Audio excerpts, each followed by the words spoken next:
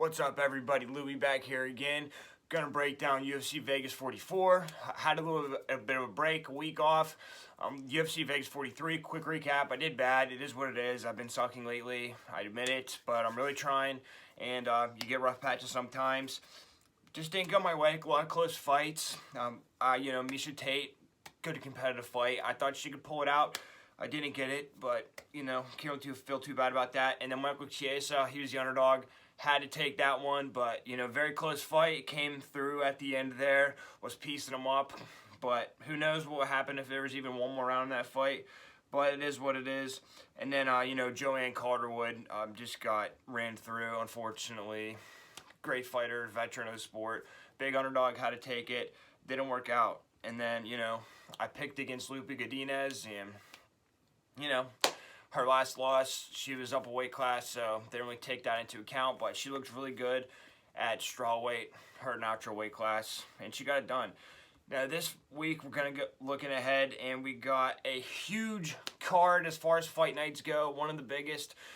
At 135, you got Jose Aldo taking on Rob Font, and that's definitely a fight. That's a great fight right there. Bantamweight's very complicated right now with the title picture. But, this will, whoever wins is going to be one step closer to getting that belt, whether there's interim or whether there's an actual belt. We still need to see it play out. We need Sterling and Jan to fight, or Sterling vacates, but who knows what the hell is going to happen. But then co-main, you got Fiziev taking on Brad Riddell, battle of two prospects. Two guys trying to break through. And then you got Jimmy Crute and Jamal Hill, two more prospects. Two guys, one's going to make it, one's going to fall back. Very exciting. Both come up lost, both hungry. And then you got Manel Kape trying to put a win together here. So it's a pretty good card, man. I'm very excited. So anyway, let's get into this real quick. I like this card. A lot of dogs. Got to be careful, though. Can't just pick every dog, but you don't want to lose a lot of money betting on a huge favorite. So the feature fight on the prelims, 170 pounds, you got Jake Matthews taking on Jeremiah Wells. Jake Matthews took on Sean Brady his last fight. In the first round, he stalked forward. He throws a 1-2 to get inside. He was able to get inside on him by doing that. But then he gets blitzed, and he throws a check left. But then he's able to catch his kick, but he gets beat on the scramble. Sean Brady, really good wrestler. And Sean's able to get on top, and then he's able to hold the guillotine on top. But nothing happens. Sean Brady's kind of threatened it, but, Matthews got beat for sure on the ground. Second round, he throws overhand right, but he's looking for the check left on Brady, but then he lands overhand right over Brady's jab. But then he gets blast doubled from space. He's starting to put a little bit together, gets blast doubled. But then he's able to get it on his back, and he's able to get his back, and he's able to face him up against the fence, but Brady just pulls him over, and then Sean's able to get that guillotine on top again. Then in the third round, he presses forward and he pumps his jab, but then he gets dropped at the left hook.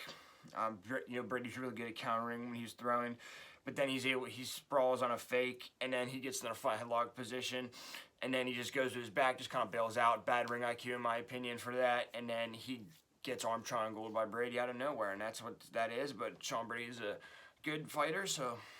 But then Jeremiah Wells took on Worley Alavez his last fight. Worley Alavez, kind of washed at this point, unfortunately.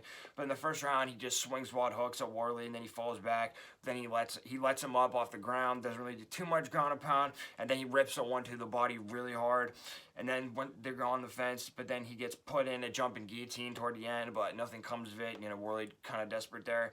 But then in the second round, he blitzes forward, and he lands a straight right. Then he throws a 1-2, and there's a right hook as Worley's throwing his leg kicks, and he's able to drop Worley.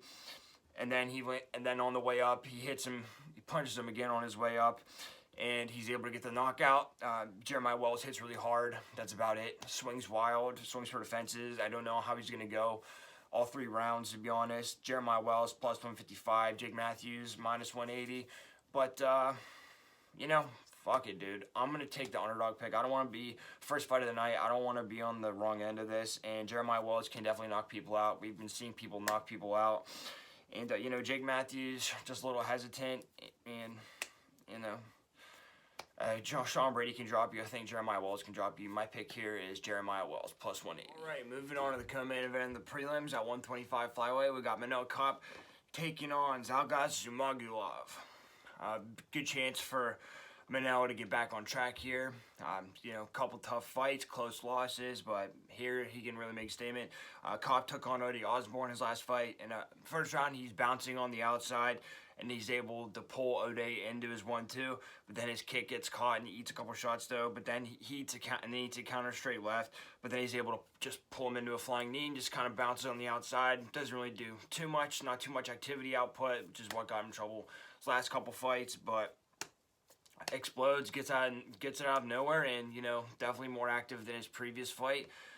Really picking his shots this time, so I thought he looked really good compared to his other fights. And then Zalgaz, he took on Jerome Rivera his last fight. In the first round, he's able to close the distance with lands hooks to the body, but then he eats body kicks at range, however, but then he's able to blitz forward with a 1-2, and then he's able to land a check left whenever Rivera comes forward. And then he's able to sprawl on the double, and he's able to get the guillotine attempt, and then he's able to get the up and standing, he gets it, but then to take it back to the mat, and he just really cranks on that thing, and he gets the submission out of nowhere. Very explosive.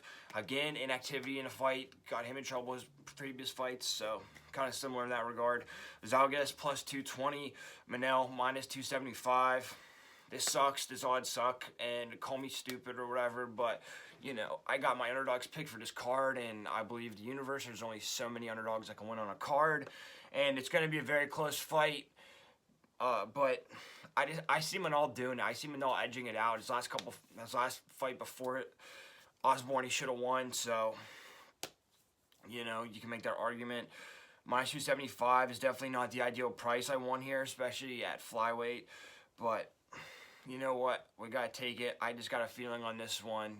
Early fight of the night. My pick here is Manel Cup. Moving on to the main event of the prelims, and we got a banger here, I think. So you got 185, you got Maki, Coconut, Bombs, Patolo, take down Disco Totorovic. Patolo took on Julian Marquez's last fight. Great fight.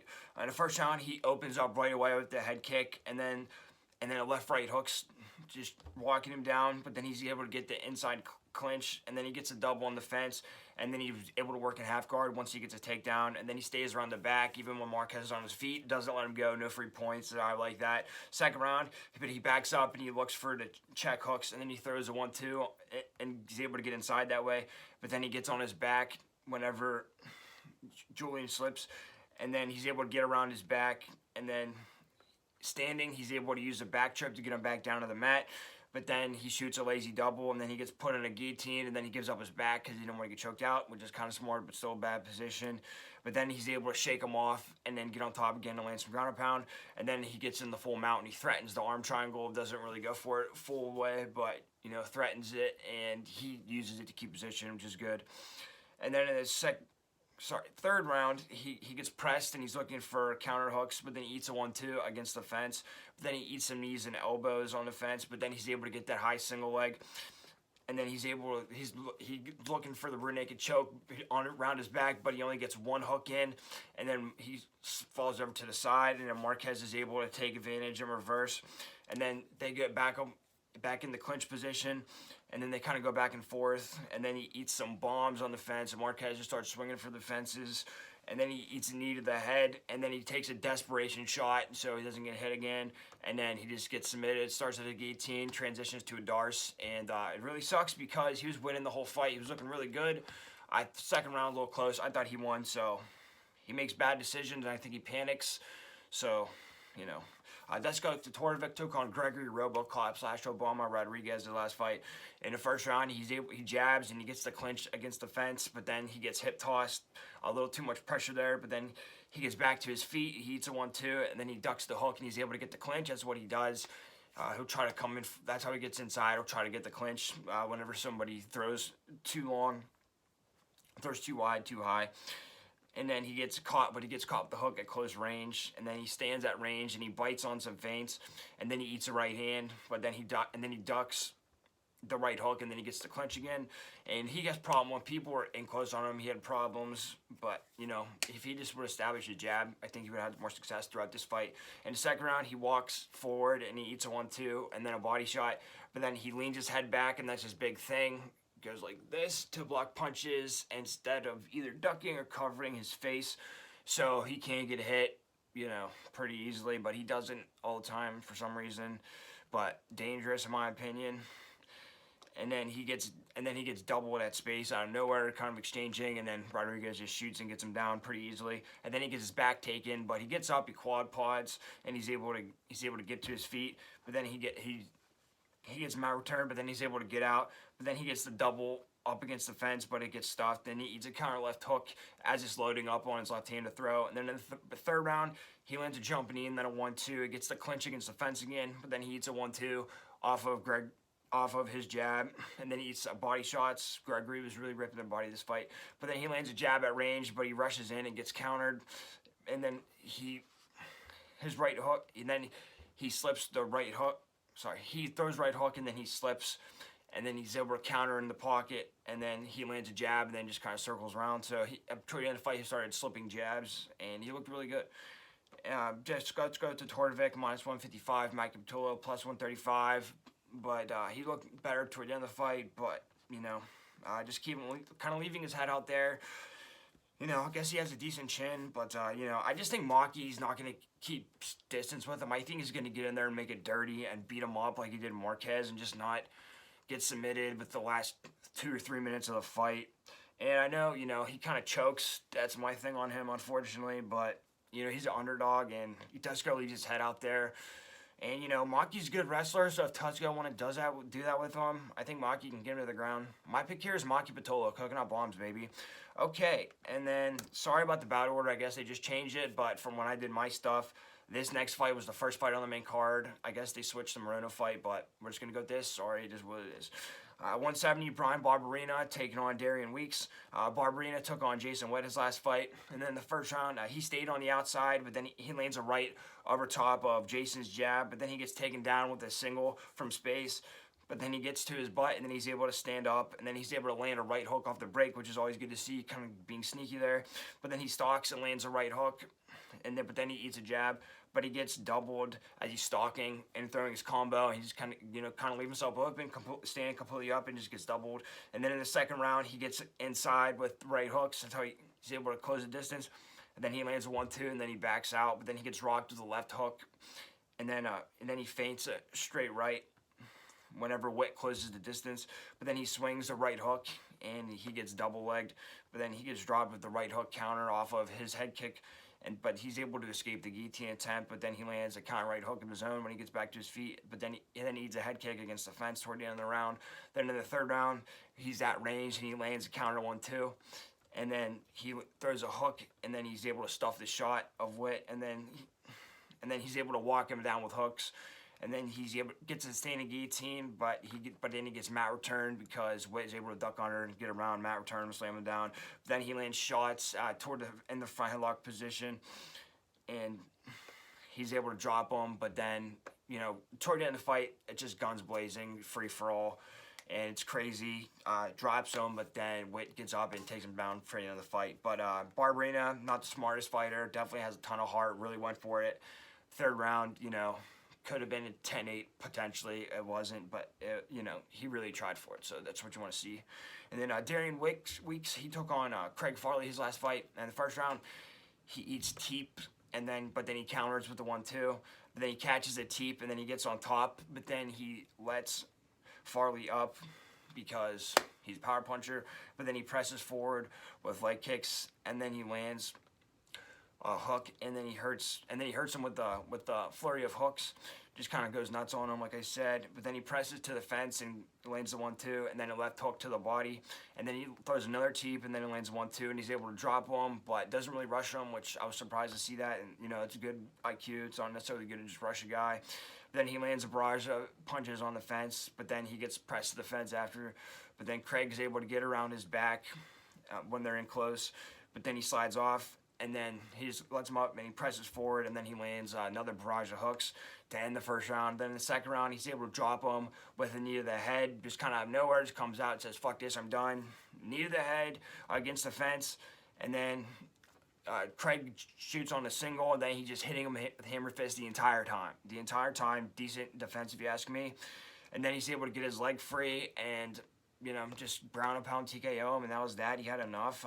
Power puncher, you know, he looked good, I guess, but I just don't see him going a full fight, especially with Barberena. That dude can really push the pace. Weeks plus 100, Barberena minus 120. You know, Weeks coming in short notice. Line's really close. Barberena, good fighter, had a great last fight. My pick here is Brian All right, second fight on the main card. We got another banger here, guys. 185 middleweight, Brendan Allen taking on Chris Curtis. Chris, Action Man Curtis, I think. That's pretty cool. Allen took on Pinaheli Soriano's last fight. In the first round, he's able to land body kicks, but then he eats a counter left off of the right hook. But then he eats a 1-2 on the inside, but then he gets backed up with some straight lefts from Soriano. Then he eats a counter left off of the body knees he's throwing. Then he counters with the straight right and some body kicks. The second round counters off of Soriano's body kick, and then he lands a body shot, and he's able to slip out of the straight right from Soriano. Then lands a couple knees to the head, comes in, pulls down. And then his double leg is stuffed, but, you know, not really a full shot, just trying to get him reacting. Then he pumps a jab at range, and then he lands a 1-2 to the body, and then he lands a kick at range. 1-2, and then a body kick at range. And then the third round, he eats some jabs, he's coming forward, but then he eats a left hook off of his body kick, but then he continues pressing forward with a jab, but then he gets countered with some straight rights toward the end. But basically, you know, really waited for his opportunities with those knees, and press forward strategically, and the striking looked really good. Didn't really use any grappling, which kind of worries some, but, you know, looked okay on the feet. Curtis took on Phil Hawes' last fight. In the first round, basically just getting his ass whooped until he knocks him out. But specifically, he gets pressed and he eats straight right, and then he eats a right hook. But then he's looking to counter at range. He throws a 1-2, just trying to find his range at the moment. But then he eats a couple of oblique kicks at range. But then he presses toward the fence with the straight shots to the body, and then he lands a knee to the body. Then he starts pressing, and he starts slipping his jabs, and then he lands a 1-2, and then he's able to land a couple counter body shots. And then whenever Hawes is loading up, he really hurts him, I guess, drops him with the short left hook, and I guess that's what did it. I couldn't really see the full angle, but yeah, short left really hurt him, and you know, little bit of ground and pound, TKOs him out of nowhere, and that was that. And Curtis is very powerful. He gets beat up. You know, it's possible he might not ever get going in a fight, but if he does, you know, he's going to wait for his opportunity. And I think Phil Hawes kind of burned himself out a little bit there too. Curtis plus 280, Brendan Allen minus 365, and you know what? Brendan Allen is good, but Soriano, you know, Allen got hit a lot in that fight, and if Curtis hits you, he's going to hurt you. So I'm sorry, and he's not even going to his grappling. He's probably going to this fight, but he hasn't been doing it. So there's, you know, I don't like that trend, man. You gotta keep practicing it. Use what gets you to the dance. My pick here is Chris Curtis. Big underdog money here. Okay, then the third fight on the main card at 205 light heavyweight, you got Jimmy Crute taking on Jamal Hill. Big fight for each guy. You know, each guy coming off a loss. And, you know, whoever wins this is going to go on to start another streak. Whoever loses, going to be stuck sub-15 for a while. Jimmy Crute took on Anthony Smith his last fight. In the first round, he eats jabs. He's coming forward, but then he lands leg kicks, and then he backs out. But then he lands a counter right hook off of Anthony's jab. But then he eats a short right, but then he eats a short right, but he returns a left hook, and then he gets dropped with a leg kick. But then he gets, you know, he has that whole drop knee thing or whatever you want to call it. But then, you know, pretty smart, good ring IQ on his part. Gets a blast double and gets around Anthony's back and, you know, beats him up for the rest of the round. So props to him. Jimmy Crute, a tough motherfucker, but, you know, they called it a fight because he couldn't walk. But before that, he was just getting jabbed up and just kind of stood there and, you know, just kind of watched himself get jabbed. Bad game plan in my opinion, but tough dude. And then Jamal Hill, Paul Craig, worst ring IQ I've ever seen. Eats a jab, swings a wild right, and then he gets ducked, and then he gets pulled into his guard, like, look like under-over double unders. Craig just literally pulls him and then fucking does this with his arm, bends it. I forget exactly, but gets him in an arm bar and then transitions into a triangle, breaks the dude's arm, and it was disgusting. And I feel bad for Jamal Hill. He's a tough motherfucker, but bad ring IQ. Anyway, before that though, he took on Obis St. Preux. In the first round, he slips a punch and he lands a counter on 1-2, and then he stalks, and then he lands a right cross, and then a 1-2, and then he lands a straight to the body on OSP. But then he lands a leg kick and some body shots after that.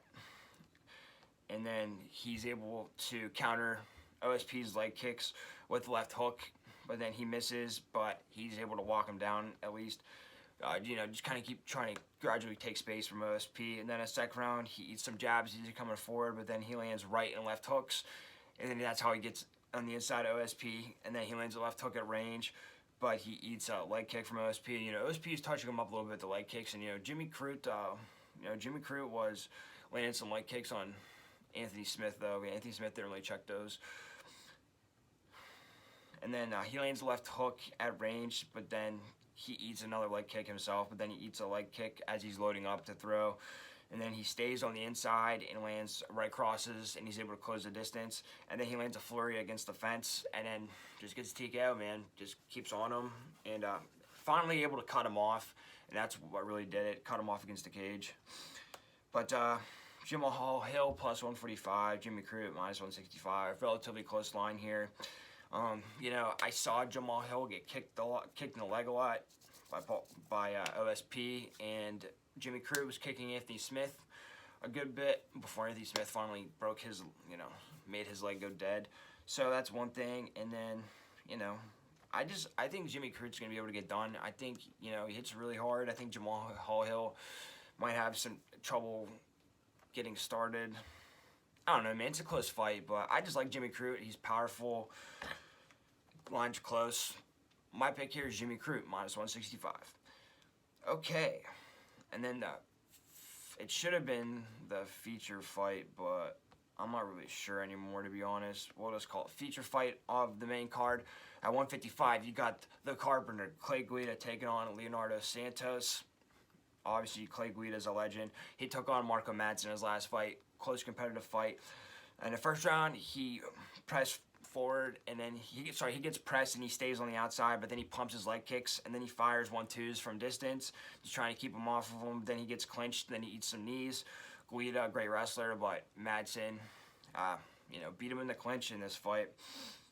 And then he lands a left hook as Mark presses, but then he hurts him a little bit, but then he lands some knees in the tie clinch, but then he eats right hand on the break, but then he gets pressed, and then he gets out of the clinch with the right hook, breaks, and gets out of there, which is good, trying to sneak those shots in. And then in the second round, he stuffs a double leg attempt, and then he lands a combination, and then a leg kick, and then he waits to counter, and then he loads. He's waiting to counter the whole time, then he loads a right hook, loads up his right hook and tries to throw it, misses a lot, but has some power on it, and then he just pumps his leg kicks throughout. Then in the third round, more the same. Basically, Guida's on the outside, skirting along the fence, basically, but he's trying to pull him towards him, throw some hooks, loads up. You can see him trying to hit him with a big power shot, but then he eats a jab and a right cross at range, and then he gets clinched and eats some knees. And he gets clinched, but then he's able to break free toward the end. In that close fight, not really active from Clay Guida. Turned it up at the end a little bit. Didn't shoot on him, so, not really. Leonardo Santos took on Grant Dawson in his last fight. Great fight. First round, he's able to stay at range. Then he pumps leg kicks.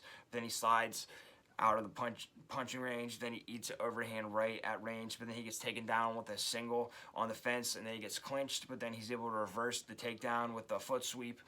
Just kind of step over. And then he's able to get on top.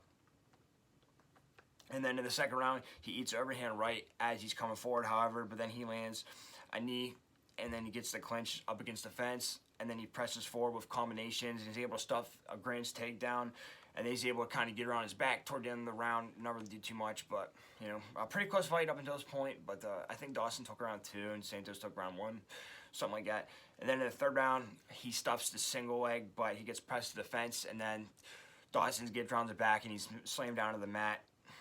But then he gets stuck in half guard. Dawson really good on top. and then he just kind of rolls for a leg, some kind of ankle lock, heel hook, toe hold, and just sits there. There's 10 seconds left, and Grant Dawson hammer fists him from the top and knocks him the fuck out, and wow, it was great, and that was bad ring IQ on Santos' part, if you ask me. Leonardo Santos, minus 195, Clay Guida, plus 165. Inactivity kind of worried me from Clay Guida, but it's Clay Guida, dude. He's got to get in there and make it dirty, get inside. You know, Santos isn't a Greco-Roman Olympic medalist, so my pick here is Clay the Carpenter Guida, plus 165. All right, guys, real quick, the Clay Guida and Leonardo Santos fight to go the distance, minus 150, hit that. Okay, moving on to the co-main event. We got a banger here. You got two rising prospects, bottom of the top 15. You got Brad Riddell taking on Rafael Fiziev. Riddell, great fight over Drew Dober. Drew Dober, very tough, fringe top 15 guy. Fiziev, good fight over Bobby Green. Tough test for any new prospect. Riddell took on Drew Dober in his last fight. In the first round, he gets dropped with a straight left at range, but then he shoots a double, and then he clinches to the fence. But then he gets pressed, and he can't get a takedown, but, you know, kind of wastes a little bit of energy there, but he gets pressed and he eats a 1-2. Then he looks for counter hooks, and then he lands a straight right at range, and then looks for the counter right hook, just kind of hanging out and waiting for Drew to make the first move, because Drew's the one that has the power in this fight. And then the second round, he gets pressed with a blitz, then he lands a check left hook, and then his double leg is stuffed. Then he lands a counter right in the pocket, and then he's able to slip the hook of Dober. Then he gets doubled from space by Drew Dober. Not really a good look, but is what it is. But then he's able to slide him off the top, and then he's able to get the clinch standing, and then he's able to get the double whenever Drew throws it straight to the body, and then he lands a right hook over the jab. And then in the third round, he's able to sting him with a short right, and then he lands a leg kick, but then he gets pressed with a 1-2 at range, and then he lands a counter right, and he's able to hurt him toward the end of the fight. Just really trying to make an impression for the end of the fight. And then in this, Rafael Fiziev took on Bobby Green in his last fight. In the first round, he eats a 1-2 in the pocket with his hands down for some reason, walks forward with his hands down. But then he gets a leg kick, and then he lunges with the straight right, and then he backs up. And then he lands a straight right, and then a left hook as Bobby presses forward. And then he lands some body kicks toward the end of the round. And then the second round, he moves forward, and then he just blasts his body kicks, just really throwing hard, and then lands a body kick, and then starts throwing the leg kicks, and then he lands a hook to the body, and he squares up and he eats some jabs whenever he faces Bobby Green. Then he presses and he hurts him with the 1-2 flurry. Then he eats some straight punches at range, but then he throws his kicks, and he lands a left elbow to break the clinch, and a really nice way to end the round there. And then in the third round, he lands some leg kicks at range, but he gets hit with the short jab. He's moving forward, and Bobby Green has his hands down, punches come out of nowhere.